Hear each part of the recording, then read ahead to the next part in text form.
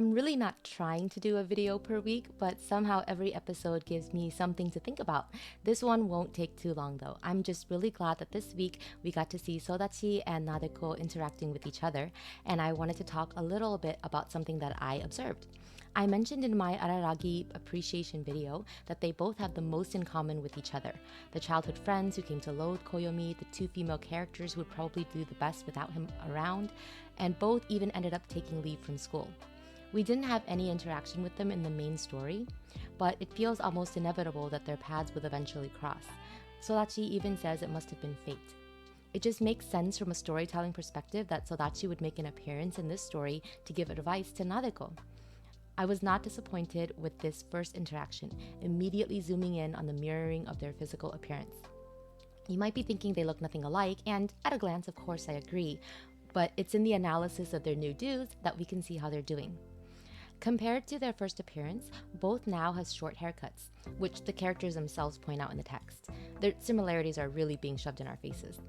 Anyway, while the haircuts remind us of how they've gone through similar events in their life and why Sodachi is the most appropriate to give advice to Nadeko now, their individual styles also reflect the distinct characteristics of their situations.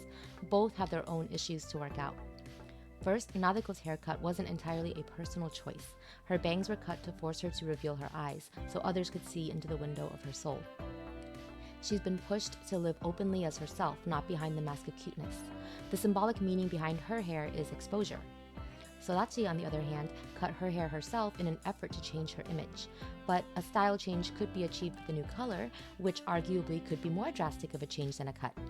However, that would just be covering up what's already there, and the reason I think Nishio Ishin went with a cut is because Sodachi's development requires her to let go of her past, of her pain, of her resentment, of her dependency on Araragi. The meaning behind her haircut is unburdening. I love how every visual detail in this series is so significant, as is every character who interacts with Nadeko so far in this arc. I have more thoughts about Ogi being involved in this particular story as something similar to a Shikigami or agent for Koyomi, but I won't get into that today. For thoughts on him acting as Koyomi's agent, however, check out last week's commentary video. Anyway, I have no outro. I just hope everyone's enjoying the new season as much as I am. Oh, and let me know what you think about the new OP. I personally love it. Nadeko and Ononoki have such soothing voices that are very well suited for a duet. It's not an immediate earworm like Rennai Circulation or Orange Mint, but it's very pleasant to listen to.